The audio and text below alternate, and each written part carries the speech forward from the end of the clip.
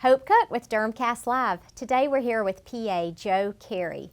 Joe lives in Colorado. He was a former Marine Corps sergeant and he has a background in marketing and advertising. Welcome, Joe. Thank you. I appreciate having me. And I enjoyed hearing you talk yesterday about how to have optimal patient outcomes. So I'm guessing that this is tied in with your marketing and advertising background? Yeah, so whenever I come into a patient room, I look at it from a slightly different perspective. Due to advertising and marketing, we have background in marketing and advertising. We're always trying to change or adapt patient perspectives and opinions based on products or services. And so whenever I go into a patient room, I'm always thinking in my mind, how can I either make this patient experience better or how can I save the patient experience, especially if they had a hard time during the check-in process or the arrival process. So your antenna is always up. You're kind of like watching the situation, watching the patients. Yeah, you have to read the room. You have to see, you have to read body language. Yeah. You have to have active listening skills. I think those are vastly important to be able to provide good care and pivot if you need to pivot.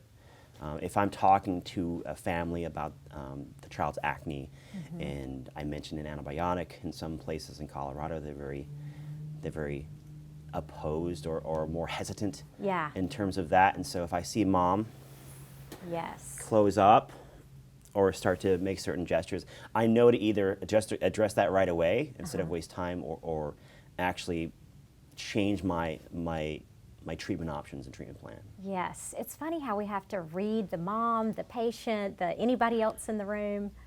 Yeah, you have to have, like you said, you have to have your antenna up to be able to fully adjust and provide good patient care.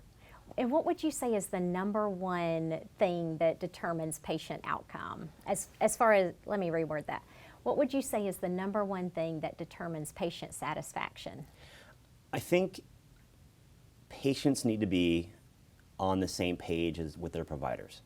I think it needs to be a partnership, and I think that it's the outcome that you want needs to be the outcome that they want. You know, if you see a rash, and you may be concerned about treating the rash, but that might not be the big concern for the patient. The itch might be the biggest concern. So if you're satisfying those patients' needs and wants, then you're kind of hitting the nail on the head instead of treating what you feel is most appropriate. What you feel most appropriate is probably the best thing for the patient, but there's ways for you to incorporate both, and that's the best case scenario. That's great. Do you have a question that you ask, like what would you like to see happen by the end of your visit? Or so one thing for my acne that I do, and one question I always ask, especially my younger male patients, I say, how good are you with topical routines? If they say or well, or if they look to the side, I know it's not good. Yes. I know that I need to sort of not give them a 12-step process because they're not going to do it. I tell patients all the time, if you aren't able to afford the medication or you don't use the medication, what good am I? Right. So it's finding something that they're going to be able to utilize that's going to help them in terms of what their disease state is going to be and being on the same page. You know, some individuals may not care. Young male patients, they're there because mom's making them be there. And so you want to satisfy, mom's expectations, but also provide treatment options that the patient will actually use. So it sounds like communication is key. Definitely communication. Not just, like I said, like communication, but like I said, active listening. Yes. Active listening is probably one of the most important things. And I find that harking back to PA school when they say that the patient a lot of times will tell you the diagnosis. Yes. That happens quite a bit, as long as you're willing to sort of lead the conversation and then provide the active listening to ensure that you're getting the information that you need from the patient. What are some things that you see other providers do that they could do better? Maybe they're not doing it wrong, but they could do it better. Well, that's the thing about medicine. I think the one thing about medicine that I like that is unique is that it's just as much an art as it is a science. And so what may work for me in the way that my perspective is and how I am in my mannerisms and how I talk to patients may not work for you. And so that's why there's so many personal preferences with medicine. You may go into an office and you may vibe, you may like the treatment by one person because they're very direct, they're upfront, but someone else coming in, they may not like that. They want someone who is more caring, who just wants more listening, who wants to drive the conversation a different direction. So there's different flavors out there for everyone. Yeah, sometimes it feels exhausting as a provider to try and figure out what each patient wants. How do you deal with that? I don't. Yeah. Weirdly enough, no matter what I do, there's always a small set of people, whether it be in the clinic, whether it be in the office, whether it be in life, that just, it's not going to like you. Yeah. So I'm just going to be me, and I'm just going to provide the best care that I feel that I'm doing. I'll switch things here and there as I go, but I'm not going to change myself per patient because, that's not they may not be what they like. Yeah. And so just like, I'm just going to be me, and if they like that, then they're going to come and see me. But Joe, how do we deal with bad reviews? I think the biggest thing with bad reviews is that you need to detach yourself emotionally, because you don't know why that person is bad at review. It may very well be your conduct. It very well may be what you did in the room, and that very well may. But you don't know if their dog died before they came in the office. They just had a fight with their loved one, and you know what? You're going to be the brunt of that, unfortunately. Yeah. And so I've listened and I've read a lot of Roman and Greek Stoicism, and they talk a lot about a very important topic, that it's not what happens that it's upsetting, it's your opinion of what happens. And so if you're able to modify your opinion and your judgment of that thing, then it's not going to affect you emotionally. Yeah, it's like Brene Brown talks about, the story in your head. True. I forgot who said it. They said that, I think it was Mark Twain. Mark Twain said that, and I'm gonna mess this quote up, but he says that something along the lines of, I've lost a lot of fights in my head that have never happened. Yes. So. Yeah. Yeah, and I found that the story so if you have a story about a patient and it's sort of getting your feathers ruffled, and then you can change the story to, well, maybe they, had a fight with their spouse right before they came. Even if the story's not true, if you can look at it from a different angle, it can change how you see everything. And that's important because as a provider, I want to provide patient care. Everyone gets into being a PA or into healthcare itself because they truly want to help people. And if they feel that they're not providing that good care that they truly believe that they're providing, and somehow that's off, I mean, it could really sort of hit you hard right in the heart. And so being able to sort of not take it personal, like I said, not judge those interactions fully if I'm being bad or it's something that I've done, but maybe it's my judgment of the situation that happened that's bad. Well, what can you do about a bad review? Like, should you reach out to the patient? I think yes. I think whenever a bad review happens, take a step back. Okay, analyze the situation, see what happened. You're probably going to know who it was or what happened in that circumstance.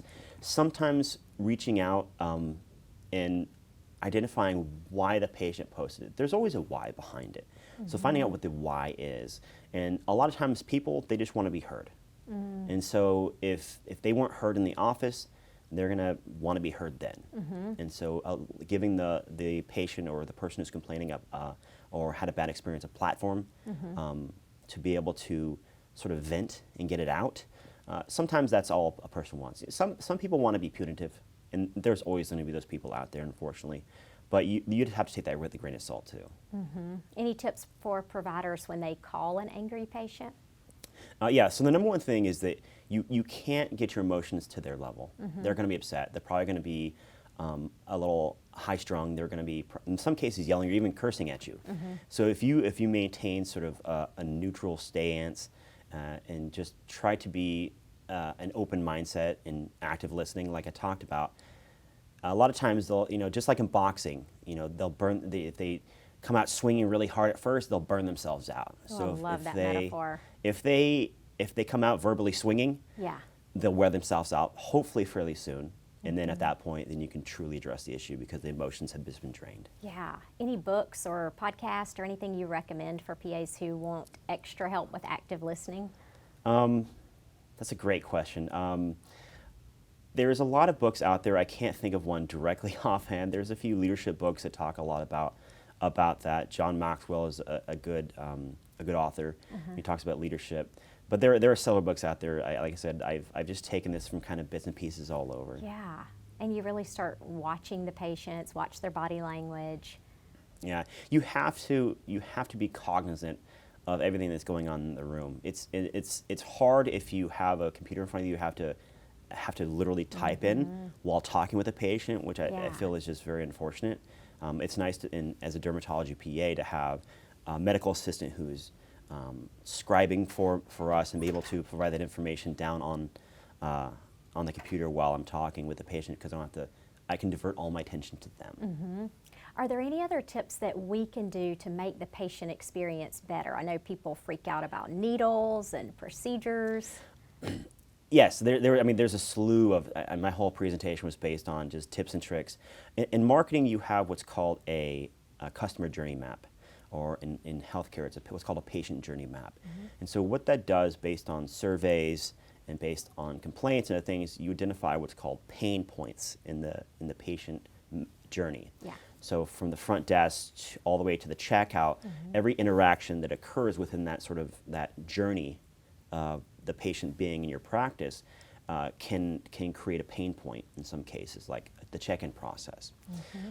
So what a person can do is identify those pain points. If it's just you in the clinic, you're going to hear it. You're going to hear the patient complaining about, oh my God, I had to fill all this paperwork, and you hear that often daily. Yeah. Well, that's a pain point, and you can get with your leaders and thought leaders in your clinics to address that. And usually, if you're able to address those pain points, you just think a little bit outside the box in those circumstances. It's literally finding a need and satisfying that need. Yeah, I love the journey aspect of it. That just really hits home.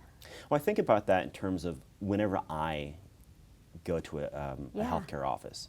I think about that in terms of how my experience is through the process. And I'm always keeping my ears and eyes open of, like, if I own this place, or if I was in charge, what would I do to make my experience better? Yes, you're like a secret shopper. It's like a secret shop in my mind. So, Yeah. In marketing, is what's called a unique selling proposition. So every company to sort of rise above the noise creates a unique selling proposition. It's something that's going to make them unique to the marketplace. And so if sometimes in healthcare, we can identify those areas, and if you could be just a little bit extra, do something a little bit different, and you might accidentally create a unique selling proposition, not just for you, but for your clinic. Yeah, and then everybody will be happier. If the patients have good energy, you have good energy, it's like you go to work and you like it. It's true. All right, so what about apologizing to patients? Any tips on that? Should you do it? Should you not do it? So the thing about apologizing, I think it's some people, like I said, if something happened and they're upset, apology is warranted. That's fine.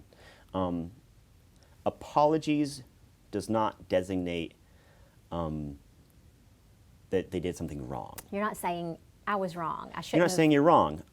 So you can apologize without saying that you're wrong. Sometimes you are wrong in the circumstances, but just to say I'm sorry, just to say, I should have handled that differently, or hey, I'm sorry that you had this experience. Like I said, sometimes people just want to be heard, and sometimes an apology in and of itself can actually defuse a lot of situations. Yes, if it's genuine, right? True. And a lot of people just want to be acknowledged that they went through whatever it is they went through. Yeah. Any final tips for PAs or other providers who want their patients to have an amazing experience? I think the biggest thing that I found, and especially looking at some of the research that was done, was the biggest thing that you could do is the biggest area of contribution is actually in the room with the patient. 70% of, according to some studies, 70% of all complaints came from that aspect. Oh. The communication aspect, feeling they weren't taken care of, they weren't listened to. And so as a provider, you have the biggest direct contribution in the room with the patient. What do you do, Joe? Do you try to sit? Do you keep your body pointed? Tell me what you do. I try to go down to their level. Yeah. I'm not very tall anyways, but I don't want to lord over anybody. So sitting down, having eye contact and engaging the patient. And the first thing I ask is, how can I help you today? Yeah. And so they may be here I may think I can see a big rash on their body, but maybe that's what they're concerned about. Yeah. And at the end, do you say any other words to, like, anything else that's bothering you? Even though we really don't want to say that sometimes. I think I ask if they have any additional questions. Yeah. But the biggest thing I've learned is that a little extra thing that I do for some reason, I try to tell my medical assistants that everyone has to leave with something. Oh. So in dermatology, we're very fortunate to get all kinds of samples and all kinds Yeah. of things. And so if a patient's not leaving with instructions in their hand, they're leaving with a sample. Okay. Because weirdly enough, if they've spent $60 for their copay, Yeah.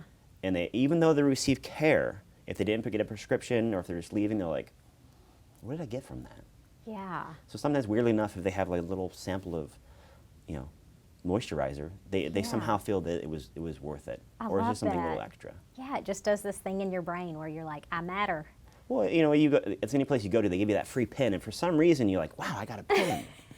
And it's nothing big, but it's just for some reason in people's minds they like, oh, I received something. It's like a gift. Yeah. So Love it. All right, I have some rapid fire questions for you that have nothing to do with dermatology. okay, Favorite Halloween candy? Reese's. What do you love to binge on with Netflix? That's a great question. I don't know yet. Geez. All right, what movie have you watched over and over? Over and over. Oh, that's gonna have to be. Well, I was gonna say Dumb and Dumber because that's my favorite comedy. Yeah, I'll just go Dumb and Dumber. All right, if you had to get up and sing karaoke right now, what song would you sing? Great Balls of Fire. Love it. Favorite musician? Brian McKnight. And if you weren't a dermatology PA, what would be a fun alternate career? Be a fun alternate career. A business owner. Love it. Thanks, Joe. Thank you. Hope Cook with Dermcast.live.